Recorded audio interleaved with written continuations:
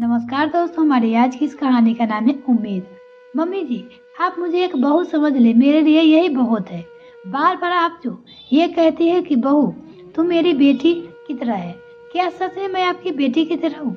आप भी अच्छी तरह जानती है कि एक बहू कभी बेटी नहीं बन सकती।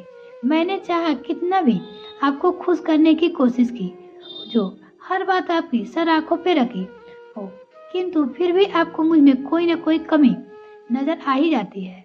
पलक दीदी सुबह 9 बजे से पहले कभी नहीं उठती, किंतु एक दिन में 7 बजे उठी थी। तब आपने कितना हंगामा किया था। मेरे एक दिन देरी से उठने पर घर की सारी व्यवस्था चंगा गई थी। सभी भूखे रह गए थे।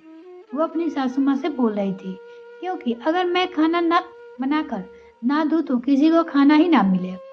जब भी हम कहीं बाहर जाते हैं तो आप मेरा घूंघट नीचे खींच खींच कर नीचा करती रहती होगी। समाज क्या कहेंगे, चाहे दीदी ने शॉर्ट ड्रेस ही क्यों ना पहनी हो, और उसमें आपको कोई बुराई नजर नहीं आती। मैं यह नहीं कह रही कि आप मुझे और पलक दीदी को एक सा मानो, किंतु मुझे बस बहू रहने दीजिए, ताकि मैं बेटी जैसी उम्मीदें ना पालूं। मैं और दीदी दोनों एक साथ प्रतियोगिता परीक्षा की तैयारी कर रही है, वो अपनी सास से कह रही थी। किंतु आप उनके लिए कभी बादाम, कभी दूध या फिर कभी गर्मा गर्म नाश्ता उनके हाथ में देकर आती हो, और यह सब मैं बनाती हूँ। किंतु मुझे पढ़ाई करने की छूट तब मिलती है जब मैं घर का सारा काम निपटा लूँ। सभी माँ ऐसे ही होती है कि वो अपनी बेटी को तकलीफ कभी नहीं देख सकती, किंतु जब कभी मैं बीमार पड़ी हूँ, आपने हमेशा उसे मेरा नाटक समझा है। मेरे उठने और बैठने पे, बाहर आने जाने में, बीमारी में आपने कभी मुझसे नहीं टोका। वो कहने लगी सासू माँ से, मेरे मन में किसी के प्रति कोई नफरत या जलन की भावना नहीं है, किंतु मैं चाहती हूँ बस आप यह कहना बंद कर दो कि बहू तू मेरी बेटी की तरह है।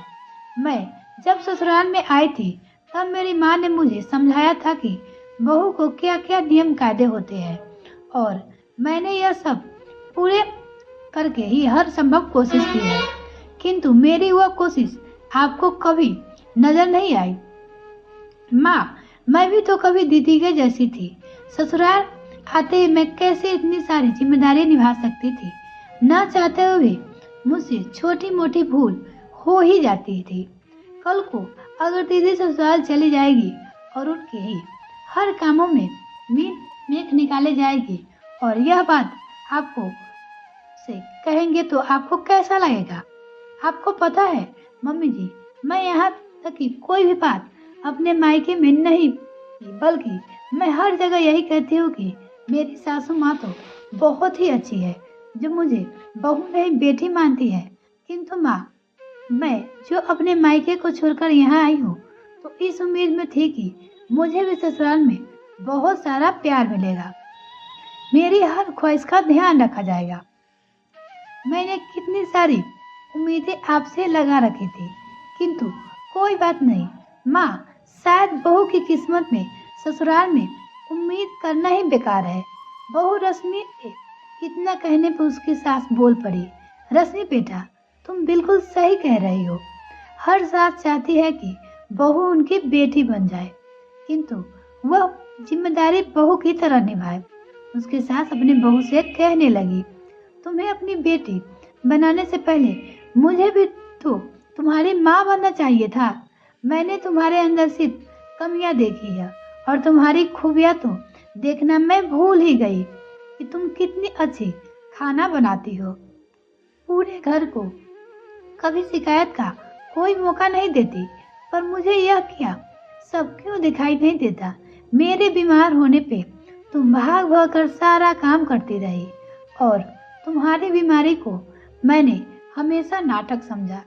किंतु बहू, आज मैं दिल से अपनी गलती स्वीकार करती हूँ, और सच में आज मैं कहती हूँ कि बहू तू मेरी बेटी की तरह है, और आने वाले समय में देख लेगा, मुझे तू अपनी माँ को पाएगी। उसकी सास अपनी बहू से कह रही थी।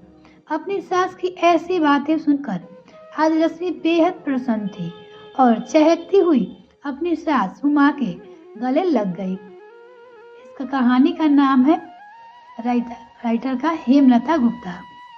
तो अगर मेरे चैनल को अभी तक सब्सक्राइब नहीं किया तो प्लीज़ मेरे चैनल को जल्दी से सब्सक्राइब कीजिए।